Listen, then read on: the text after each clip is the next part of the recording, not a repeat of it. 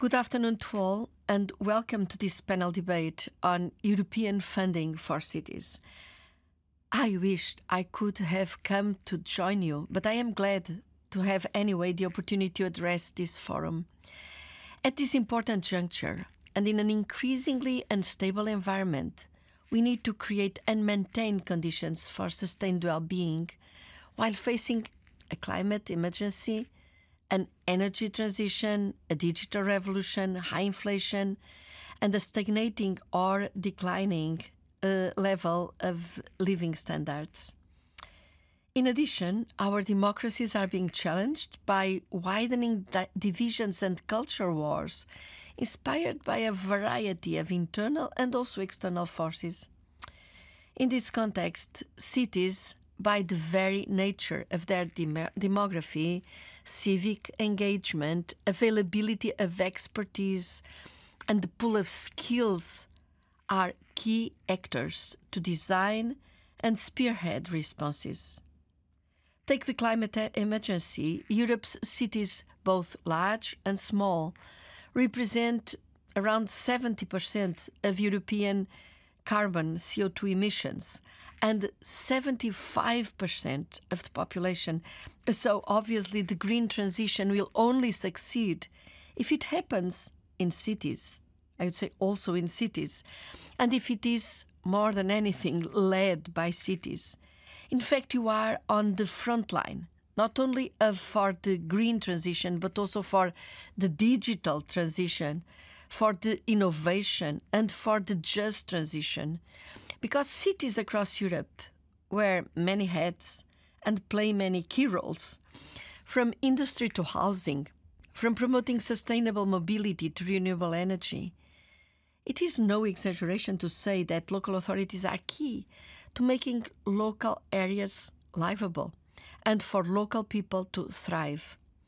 And it cannot be otherwise, because city and local authorities play many essential roles. I will try to focus on just three. First, on promoting local ownership, mobilizing local people, local stakeholders, acting as a bridge between the European and national level on the one hand, and ordinary citizens on the other. Second essential role of local authorities is tailoring actions to the specific needs of the area. Every place is slightly different, and solutions must take account of local resources, local realities. City and local authorities are thus essential to this tailoring, making policies place-based, promoting urban-rural links, and integrating urban development into wider regional strategies, which is a key priority of cohesion policy. And the third essential role of local authorities is, in fact, democratic legitimacy. One of our key European values is democratic pluralism. In other words, the representation of different voices at different levels so that every voice is heard and none feel shut out. So for all of these reasons, local ownership, tailoring to the place, and local democracy, cities are fundamental to all the challenges of the future. And especially for the green transition, which will only be solid if it is firmly rooted in local systems. The green roots must be the grassroots. But to transform all these systems, mobility, energy, industry, housing, and beyond, cities need support. No one can manage the transition process alone. And we in cohesion policy have a long and established partnership with cities of Europe.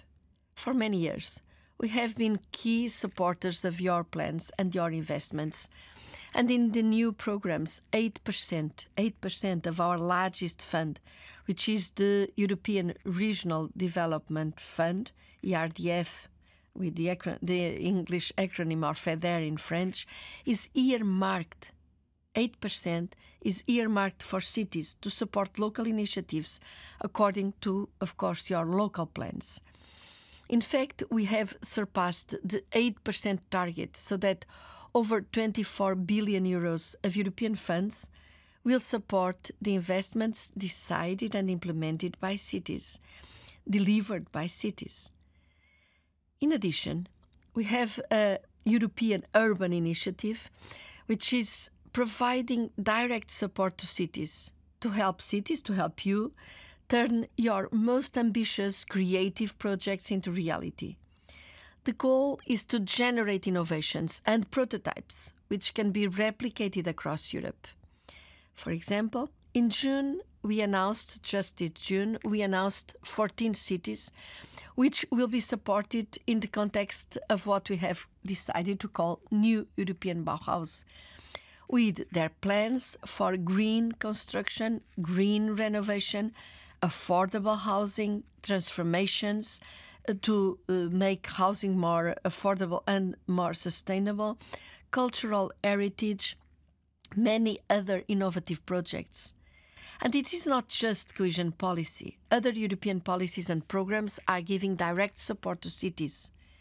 Key recent examples are the European Union missions on climate neutral and smart cities, as well as Horizon Europe's strand for adaptation to climate change. And as we look towards the future, we know that cities and local democratic representation will play an increasing role in European policies and programs. In cohesion policy, we have started the debate on the future of the policy after 2027. And in this discussion, several points are becoming clear. First, that urban development is one of the keys to overall economic development and to tackle future challenges from climate transition to demography. Second, that we must help build capacity through partnership, cooperation, and other resources. Third, that medium-sized and smaller cities have a critical role to play in promoting the development of regions and territories. They can act as both catalysts and corridors of growth, creating economic opportunities and retaining talents. Discussions are ongoing, and I encourage you all to contribute to reflections on the future of cohesion policy. Cities are key to Europe's future, our green future, our economic future, our democratic future, and European cohesion policy is committed to supporting you with resources and with know-how. We count on you to tell us how we can best help you. So I wish you a very, very fruitful discussion. Thank you very much.